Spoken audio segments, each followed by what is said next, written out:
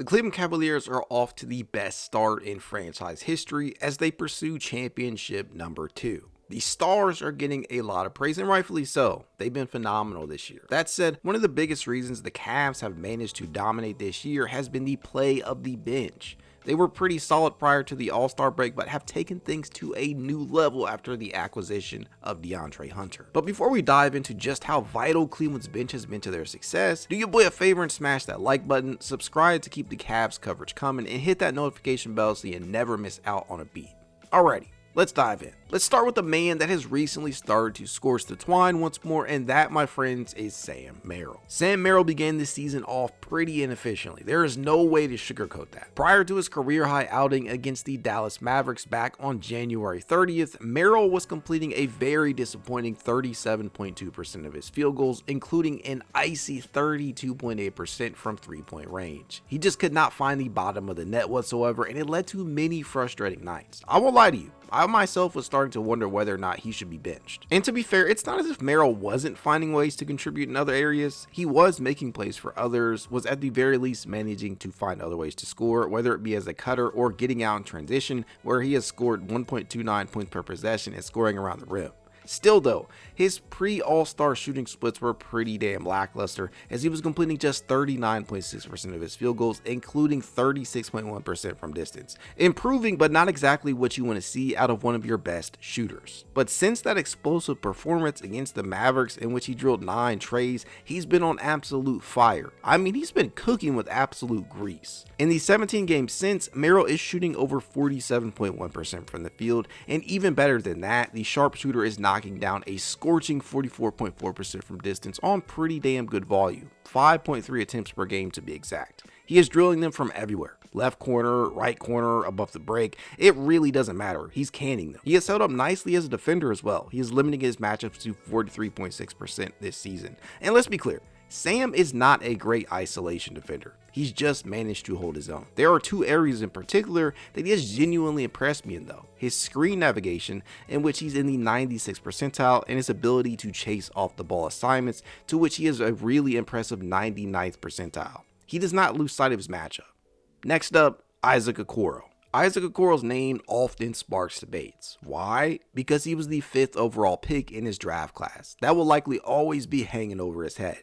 He will not live up to that draft spot, and that is okay. Why is that okay? Well, because he has still found ways to contribute for a championship contender. He is asked to guard a wide array of positions, often the best perimeter assignment. His role and minutes have often fluctuated depending on what's needed at that time, yet he never complains. All teams need a player like Isaac Okoro. On the season as a whole, Okoro is averaging 5.7 points, 2.3 rebounds, and 1.4 assists, while completing 43.7% of his field goals, including 37.4% of his triples. The way in which he's being used, at the least offensively, has effectively been streamlined, and it's been to his benefit. He has been used as a screener more often than he ever has, and that has resulted in some good baskets at the rim. He's cutting baseline a lot more, which has resulted in a number of good layups, and he's not just taking corner threes, which has been a nice little development. It should be noted that prior to injuring his shoulder against the Nets back in December, he was 2nd in the NBA in 3-point percentage at 49.2%. That is right, he was shooting basically 50% from distance.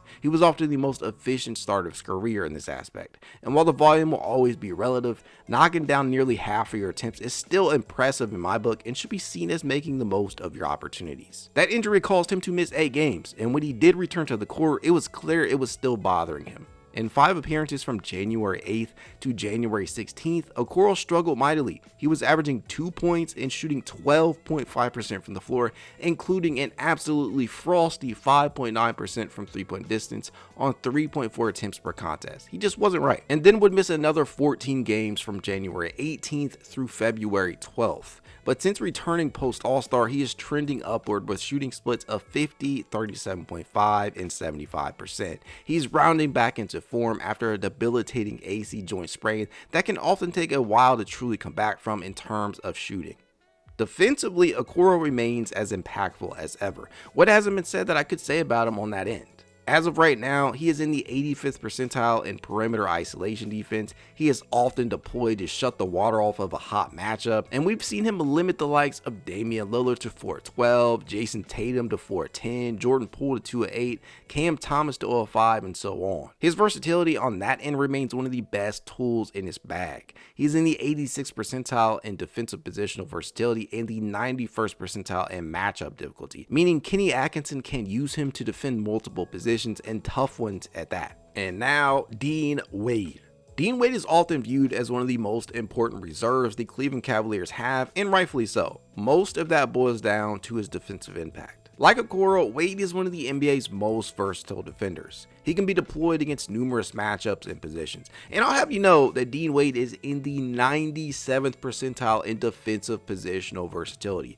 That means that he is ranked 16th out of 551 qualifying players in how versatile his ability to defend multiple positions is. He's like that. Not only that, but he is often asked to defend some of the toughest assignments, placing within the 85th percentile in matchup difficulty. He is a legitimate stopper in the interior and on the perimeter. You wouldn't know it based on his block totals, but Wade is actually quite the rim protector as well. He is within the 92nd percentile as of recording this, the 78th percentile in post defense, and the 71st percentile in help defense talent. At 6'9" and 228 pounds, he can handle the punishment often doled out by traditional bigs and stretch bigs alike. Out on the perimeter, Wade is able to use his unique blend of size, speed, and length to make life difficult on smaller, quicker players. We've already seen Wade lock up numerous wings and guards this year. The K-State product has held the likes of Miles Bridges to 1-7, Jamal Murray to 2-7, and Paul George and Tyrese Maxey to 2 of each, respectively. He is within the 83rd percentile in perimeter isolation defense, within the 91st percentile in screen navigation, the 80th percentile in off-ball chaser defense. It's just all good with this guy, man. And let me tell you, one of his most impressive pieces of work was his job on Jaylen Brown, to which he held to 2 assists in the most recent matchup with Boston, the team that everybody considers Cleveland's biggest hurdle in the East. Offensively, Wade can be a hit and miss shot, but he's a capable enough shooter to make an impact as a floor spacer out of the front court beside either Evan Mobley or Jarrett, or even both sometimes. He is currently shooting 34.7% from distance, which isn't great, but it's not truly terrible. We know he's capable of being a decent shot. He's also been productive on the glass, hauling in a career best 4.6 rebounds per game. And now we get to the heavy hitters. Now, as I mentioned before, the acquisition of big wing DeAndre Hunter has essentially taken the team's already potent cast of reserves to new heights. He has yet to lose as a member of the Cavaliers, sporting a pristine 12-0 as of now when he plays. Hunter has given Cleveland the size, defensive acumen, perimeter shot making, and creation on the wing that they have needed for so long. Since coming over, he is averaging 14.3 points, 4.3 rebounds, and 1.3 assists while completing 50% of his field goals, including 50% of his three-point attempts. His production as a catch-and-shoot threat has been a welcome addition, but quite honestly, so has his ability to pull up as well. He has taken 56 total triples, 40 of those have been catch and shoot attempts, to which he has knocked down a very good 47.5%. Emoni kicks to the corner, Hunter, connects! He has often rewarded the ball handler for passing the ball his way, and having this kind of outlet on the perimeter, especially from the corners, has to raise the level of confidence in the overall drive and kick game. The remaining attempts have been pull-ups, to which he's drilled 56.3% of. The creation is appreciated given how often many of the other wings are dependent on the ball handlers just to set them up. It gives defenses just one more thing to have to deal with. Another area that he's made an impact in is as a rebounder. That's right, despite averaging around 4 fewer minutes since coming to Cleveland, DeAndre Hunter is actually averaging more rebounds per game than he had been with Atlanta. Now, it's a small sample size, but he is currently averaging the highest rebounding percentage of his career at 9.4%. Some of that may be the result of playing off the ball much more here, as his role with the Hawks often required him to do much more of the offensive lifting off the bench. Either way, this is a helpful development for Cleveland. Quite honestly, the man has basically been everything the Cavs could have bargained for and more, and while he has been as advertised offensively, he has been perhaps more impressive than hoped for on the defensive end. The former Virginia Cavalier has generally made life difficult for most of his matchups thus far. In fact, since the All-Star break, Hunter actually has the best defensive field goal percentage in the NBA, limiting his opponents to a frigid 30.6% from the field, including 20.5% from three-point distance, with a minimum of at least 100 100 field goals defended. The next closest player as of recording this is Detroit's Isaiah Stewart at 37.6%. And while he isn't always tasked with taking on the toughest matchup each night due to mostly coming off the bench, he is more than ready to do so. Over the course of these last 13 games, he has already limited Jason Tatum to 1 of 5, Dame Lillard to 0 of 4, Miles Bridges to 1 of 3, and so on. His presence should truly be instrumental come the playoffs. Next up, Ty Jerome. Look, I feel like I've talked ad nauseum about not only DeAndre Hunter, but about Ty Jerome as well. Simply put, Ty Jerome made Karis LeVert expendable, and I gotta admit, I did not have that on my bingo card heading into the 2024-25 campaign. I was of the mindset that this would probably be LeVert's final season in wine and gold, but I did not think that Jerome would basically be the catalyst in that process through his own play.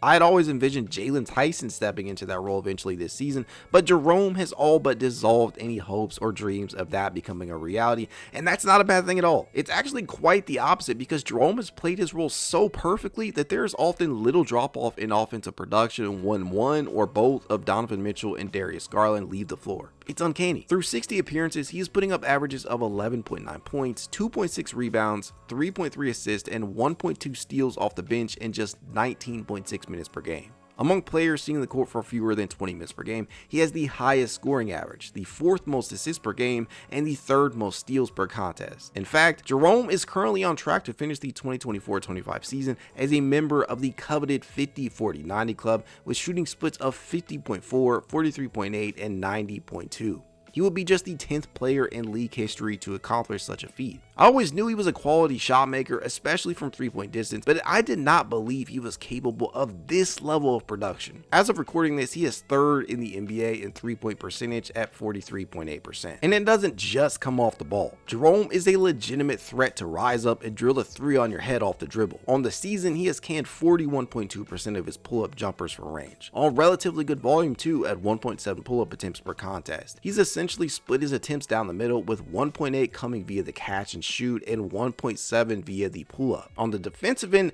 things aren't nearly as pretty, but he is no slouch in that regard. And let me say this, by no means is Ty Jerome a high caliber perimeter defender, but what he lacks in isolation defense, he more than makes up for as a pickpocket and in the passing lanes. This man is a straight up thief. He is currently within the 95th percentile in pickpocket rating per B-ball index. He has a habit of poking the ball away from ball handlers and is very dangerous when attacking the passing lanes, placing within the 92nd percentile in that area as well. Jerome is 2nd on the team to only Donovan Mitchell in total deflections with 141 despite playing nearly 700 fewer minutes. He forces so many turnovers with his defensive instincts. Honestly, his value to the Cavs is hard to quantify as of now. He means that much to their success. These are the Cavs' top 5 reserves, or at the very least the 5 who will likely see the most time in the postseason, but the playable depth extends beyond just those 5. There is newly acquired wing Javonte Green, who could be used in much the same way that Isaac Okoro and Dean Wade are. He could be thrown at teams if need be.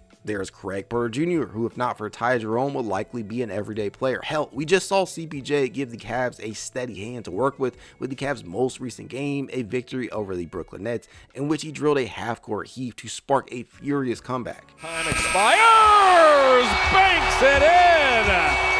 Porter put up a prayer and it was answered. That leaves Jalen Tyson, the 20th overall pick in the 2024 draft, and we've already seen Tyson provide quality minutes at times this year. His ability as a rebounder could be an asset if the front court picks up an injury or two or is in serious foul trouble. Combined with the starters, that is 13 players that could legitimately contribute real minutes. And I don't know about you guys, but that gives me a lot of confidence moving towards the playoffs. As a whole, the Cleveland bench ranks very highly in numerous categories, including 7th in points per game, 10th in field goal percentage, 4th in 3-point percentage, 3rd in assist, and 2nd in plus minus. They will be key in determining how far Cleveland gets this postseason. Well, that'll do it for this one, folks. Let me know what you think in the comments. As always, go Cavs.